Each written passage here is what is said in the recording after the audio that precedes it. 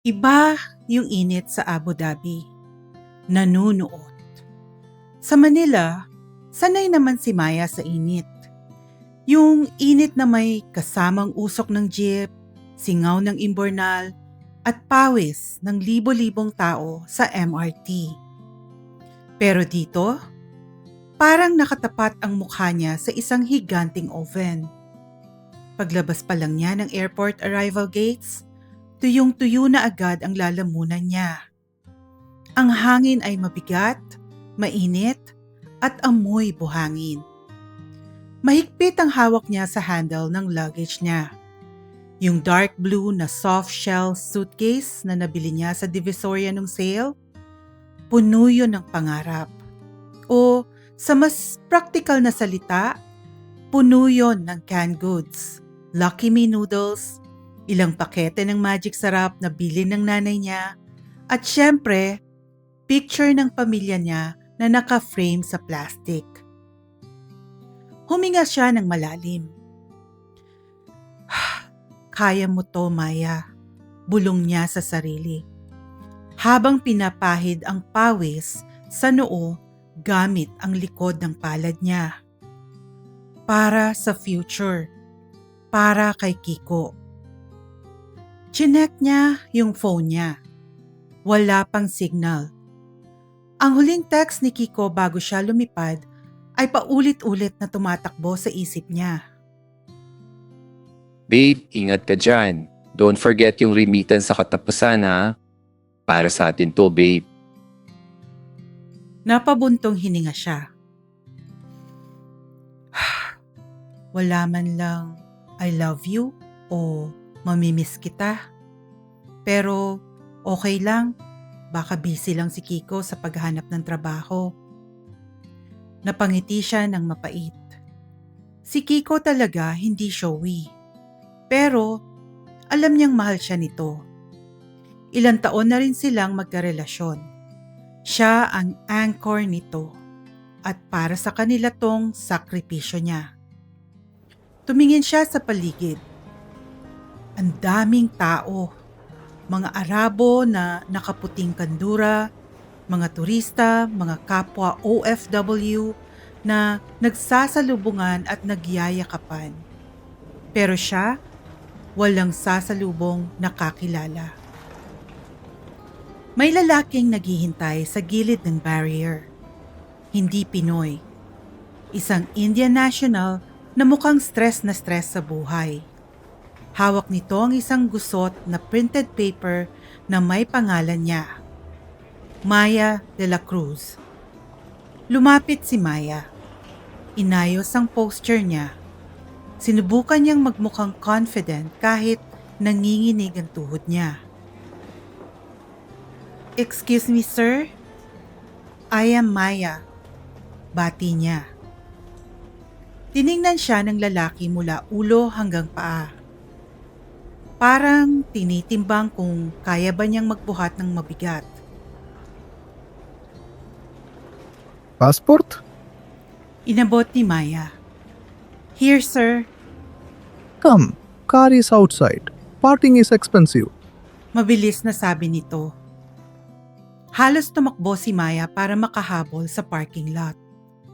Ang ingay ng gulong ng maleta niya sa sementadong sahig, wala man lang welcome o kamusta, wala man lang tulong sa pagbuhat. Sumakay sila sa isang lumang puting van na medyo sira na ang aircon. Tahimik ang biyahe. Nakadikit ang mukha ni Maya sa bintana. Pinapanood ang mga nagtataasang building at ang malawak na disyerto na unti-unting napalitan ng syudad. Ini-imagine niya kung saan sa mga magagarang bahay na yon ang lilipatan niya. Siguro may mabait na madam na magtuturo sa kanya magluto ng Arabic food. Siguro may cute na baby na aalagaan niya. Excited na siya makakita ng bata. Hilig niya talaga ang mga bata. Isa yon sa mga rason kung bakit excited na rin siyang magkapamilya sila ni Kiko. Pero habang tumatagal ang biyahe, Napansin niyang lumalayo sila sa mga magagarang glass towers at villas. Pumasok ang van sa isang masikip na eskinita sa sentro ng Abu Dhabi. Ang mga building dito ay luma na, kulay beige na nangingitim dahil sa alikabok at usok. Ang daming nakasampay na damit sa mga bintana. Huminto sila sa harap ng isang lumang building na medyo madilim ang entrance. Room is here. Sabi ng driver habang pinapatay ang makina. Kinabahan si Maya. Sir, is this the employer's house? No employer. Accommodation? Sagot nito. Pagpasok nila sa unit sa 4th floor, nagulat si Maya. Hindi ito bahay. Isang malaking hallway ito na puro pinto. Ang dingding, hindi semento. Plywood lang na pininturahan ng puti. Partitions. Ito yung nababalitaan niya sa TV na tinitirhan ng mga nagtitipid na workers. Ang ceiling ay mababa at ang hangin ay amoy curry na humalo sa amoy ng sabong panlaba. Binuksan ng driver ang isang pinto sa dulo ng hallway. Sobrang liit ng kwarto. Kasya lang ang isang single bed na may manipis na foam at isang maliit na cabinet na yari sa canvas. Walang bintana, ang ilaw ay galing sa isang fluorescent bulb na kumukurap-kurap pa. You stay here. Utos ng lalaki. Wait for sponsor. Maybe tomorrow. Maybe next week. Next week? Nanlaki ang mata ni Maya. Sir, I don't have money for food if... Food provided. Bread, water. Sabat ng lalaki na parang robot. Akmang magtatanong sana si Maya kung may ibang Pinoy sa kabilang kwarto. Gusto niyang kumatok, gusto niyang makarinig ng Tagalog. Sir, can I talk to... No talk. Mabilis na pag-interrupt sa kanya ng lalaki. Itinaas pa nito ang kamay. Mukhang galit. Forbidden. You stay inside. Lock door. Do not open for anyone except boss. Do not talk to neighbors. Problems if you talk. Police will come. Understand? Nanlamig si Maya. Police? Bakit may police? Legal naman ang papers niya ah. Pero dahil sa takot at pagod, tumango na lang siya. Yes, sir. I understand. Phone. Lahad ng kamay ng lalaki. Agency procedure. We keep phone. Give back after medical exam. Napahawak si Maya sa bulsa niya. Gusto sanang tumanggi ni Maya. Ito na lang ang koneksyon niya kay Kiko. Paano kung mag-alala yun? Paano kung hanapin siya ni nanay? Pero ang titig ng lalaki ay matalim. Nakakatakot. Wala siya sa lugar para lumaban. Dahan-dahan, nanginginig ang kamay, inabot ni Maya ang cellphone niya. Please sir, take care of it. Bulong niya. Kinuha ng lalaki ang phone at nilagay sa bulsa. Lock door. At pagkasara ng pinto, narinig ni Maya ang mga yabag nito papalayo. Naiwan si Maya sa katahimikan. Umupo siya sa gilid ng kama. Ang tigas ng foam. Ang init sa loob ng kwarto kahit may maliit na exhaust fan. Binuksan niya ang bag niya. Kumuha ng isang lata ng sardinas pero wala siyang can opener. Kumuha siya ng biskwit. Dahil walang cellphone, kumuha siya ng resibo na nakita niya sa ilalim ng kama. Sa likod nito, nagsulat siya gamit ang ballpen na nasa bag niya. Dear Kiko, andito na ako. Kinuha nila ang phone ko. Natatakot ako, babe. Parang kahon lang tong kwarto ko pero kakayanin ko para sa atin. Sana naghahanap ka na rin ng trabaho dyan. Miss na kita. Tinago niya ang sulat sa punda ng unan. Ito ang naging routine niya sa loob ng 3 araw. Kain, tulog, sulat, dasal. Mid-afternoon. Mainit ang sikat ng araw sa labas, pero sa loob ng opisina, malamig. Nakaupo si Tarek sa kanyang desk. Tambak ang mga papeles sa harap niya. Tumingin siya sa schedule na nakadikit sa monitor ng computer niya. 10 a.m. site visit, done. 11 a.m. supplier meeting, done. 1 p.m. finance review, done. 3 p.m. project planning, 4:30 p.m. HR updates, 6 p.m. client dinner. Napahilot siya sa sentido niya. Kalahati pa lang siya sa araw niya pero pagod na siya. Paulit-ulit na lang. Trabaho, uwi, tulog, gigising para magtrabaho ulit. Umilaw ang phone niya sa ibabaw ng mesa. Umi calling. Mother calling. Napapikit si Tarek. Alam na niya kung tungkol saan ito. Pinabayaan niya munang mag-ring ng 2 beses bago niya sinagot. Huminga siya ng malalim para pakalmahin ang boses niya. Hello? Umi? Sabi niya. Tarek, Ang boses ng ina ay mahina pero puno ng hinanakit.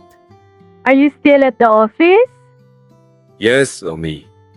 It is only 3 p.m. Of course, I am at the office. Habibi, you sound tired. Puna ng ina. Have you eaten lunch? I ate. Pagsisinungaling niya, isang kape lang ang laman ng tiyan niya. Lies. Sabi ng ina. Kilalang kilala siya nito. You are doing it again. You are burying yourself in that building. You think if you work hard enough, you will forget to rest? Humigpit ang hawak ni Tarek sa telepono. Umi, please. I have a lot of contracts to review. I don't have time for this conversation. You never have time. Biglang tumaas ang boses ng ina. Nabasag ang boses nito. When was the last time you visited me? 2 weeks ago? I am your mother, Tarek. I miss you. But you are always too busy. Malish, I'm sorry, Umi. Lumambot ang boses ni Tarek. Just this week, we have a big deadline. There is always a deadline. Buntong hininga ng ina. Look at you. You cannot even take care of yourself. You need help, my son. You are drowning. You need someone to organize your life, to make sure you eat, to fix your home so you have time to visit your mother. Tumahimik si Tarek. Tama ang nanay niya. Magulo ang buhay niya. Wala siyang oras para sa sarili niya. Lalo na para sa pamilya niya. Get some help, Tarek. Dagdag ng ina. Stop trying to do everything alone. You need someone reliable. Binaba ng ina ang telepono. Naiwan si Tarek sa katahimikan ng opisina. Reliable. Binuksan niya ang drawer ng kanyang lamesa. Kinuha niya ang isang makapal na brown envelope. Binuksan niya ito. Mga profiles ng mga babae galing Asia na ipinadala ng agency kanina. Applicant 1, 28 years old. Hong Kong Finnish contract. Tiningnan ni Tarek ang picture. Masyadong matapang ang tingin. Mukhang sanay na sa laro. Nilipat niya. Applicant 2, 24 years old, beautician, naka-makeup sa passport size na picture? No, isip ni Tarek. Too fake. Ang hinahanap niya ay hindi nakasulat sa resume. Hindi skills ang kailangan niya. Ang hinahanap niya ay totoo. Nakarating siya sa pangatlong profile. Applicant 3, Maya de la Cruz, 23 years old, college graduate, BS Commerce, experience, non-formal, took care of 3 younger siblings. Natigilan si Tarek. Tinitigan niya ang litrato. Walang makeup, hindi nakangiti. Ang mga mata niya sa litrato ay parang pagod pero lumalaban. May lungkot pero may dignidad. College graduate pero handang maging katulong para sa pamilya. Handang magsakripisyo. Simple. Kinuha niya ang telepono sa lamesa niya at nag-dial. Hello. Yes, regarding the profiles you sent, Sabi niya, tahimik siyang nakinig sa kabilang linya. I have made my choice. The third one, Maya de la Cruz. Tumigil siya saglit. No, do not tell her anything. Just prepare the papers. I will pick her up myself later. Binaba niya ang telepono. Tumingin ulit siya sa schedule niya. Puno ang hapon niya. Pero kailangan niyang matapos ng maaga. Ang boses ng ina niya ay umalingaw-ngaw pa rin sa isip niya. Find someone reliable. Dali-dali niyang inayos ang mga gamit at tinawag ang mga kamiting niya. Let's make this quick. Sabi niya pagpasok ng mga ito sa kwarto. I have somewhere to be. Minadali niya ang lahat. Ang meeting na dapat 1 oras naging 30 minutes lamang. Ang dinner meeting, pinakancel niya. Nang sumapit ang gabi, naiwan siyang mag-isa sa opisina. Tahimik na. Kinuha niya ang cellphone niya at nag-dial ulit ng isang number. Hello, Sabi niya, I need to use your car. nakinig siya sa sagot. Binaba niya ang tawag, walang paliwanag. Walang thank you. Tumayo siya, hinubad niya ang suot niyang formal jacket at iniwan sa upuan. Inayos niya ang kanyang kandura. Tumingin siya sa salamin. Mukha ba siyang mabait? Mukha ba siyang mapagkakatiwalaan? Lumabas siya ng opisina. Dala ang susi ng isang buhay na hindi sa kanya. Pero, buhay na gusto niyang subukan. Nagising si Maya sa isang tunog. Napabalikwas siya ng bangon. Madilim sa kwarto. Tiningnan niya ang imaginary watch niya. Siguro, madaling araw na. Kinabahan siya. Sino yun? Hello? Bulong niya. Maya, Boses ng lalaki. Pero hindi boses ng Indian driver. Ang boses na ito ay malalim at kalmado.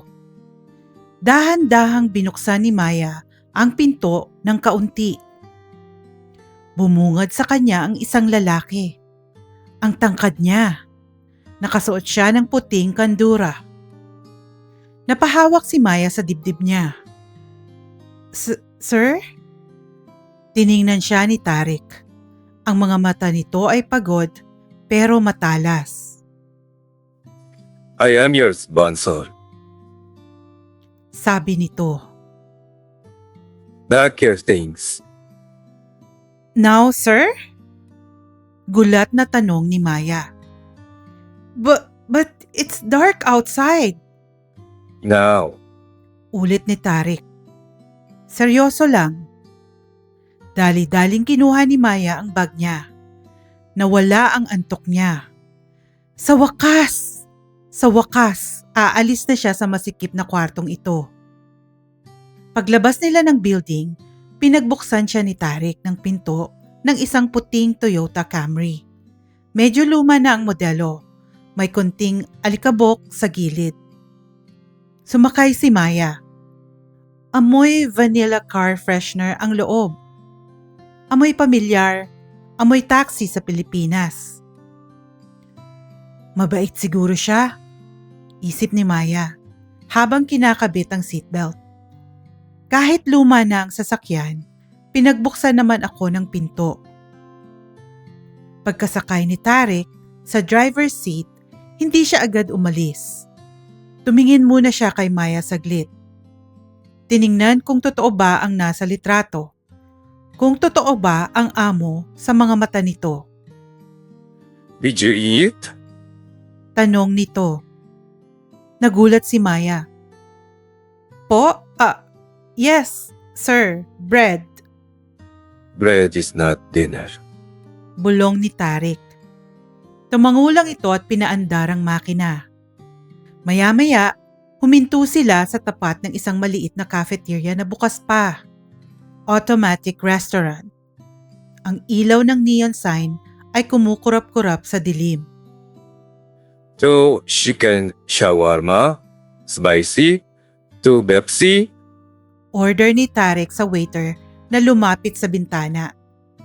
Tumingin siya kay Maya. You eat spicy? Yes, sir. Slight only. Sagot ni Maya.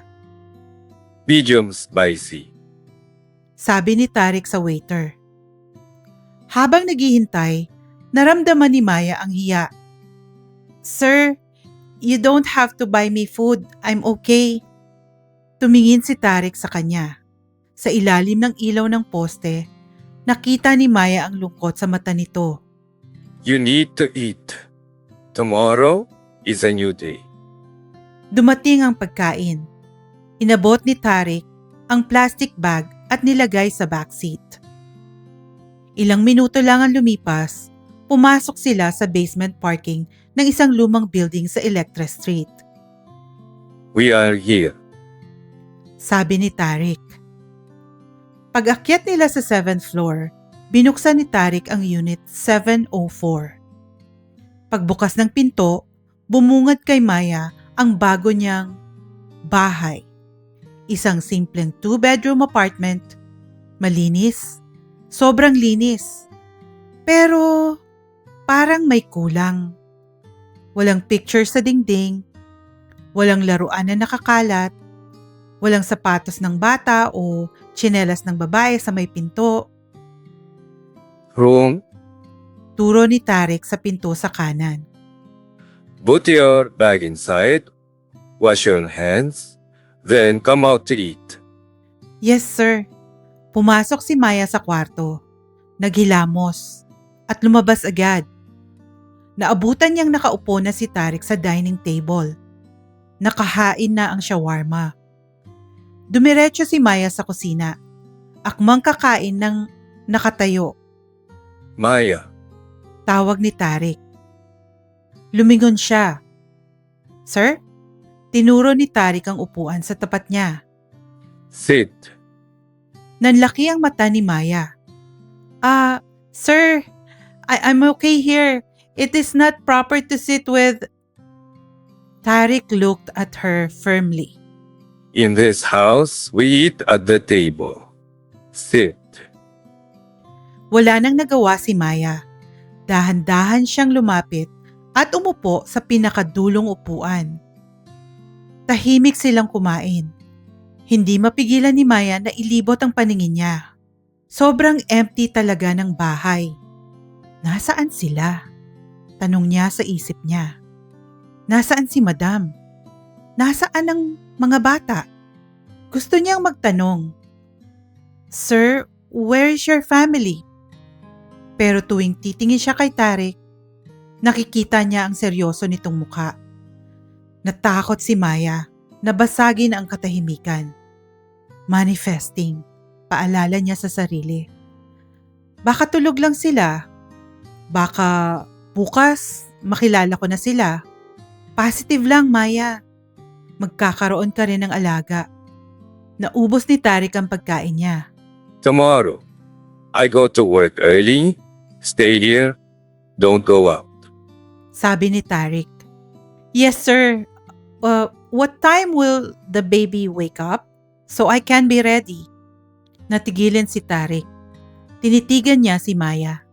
May dumaang lungkot sa mga mata nito na pilit niyang tinatago. Sleep, Maya. Iwas ni Tarek. We will talk tomorrow. Tumayo na ito at pumasok na sa kwarto sa kaliwa. Naiwan si Maya sa dining table. Nilinis niya ang pinagkainan nila. Puno ng pag-asa at kaba. Pumasok siya sa kwarto niya. Sinarado niya ang pinto at nilock. Humiga siya sa kama, nakangiti sa dilim. Nandito na ako, Kiko, bulong niya. May trabaho na ako. Konting tiis na lang. Hello kabayan! Maraming salamat sa pagsubaybay sa Kwentong Pag-ibig True Stories channel. Sana nagustuhan nyo itong chapter ng kwentong ito. Para ma-notify ka kapag na-publish na ang susunod na chapter, please subscribe and hit the notification bell para lagi kang updated sa talaga namang kaabang-abang na mga kwentong pag-ibig. Salamat ulit at hanggang sa muli.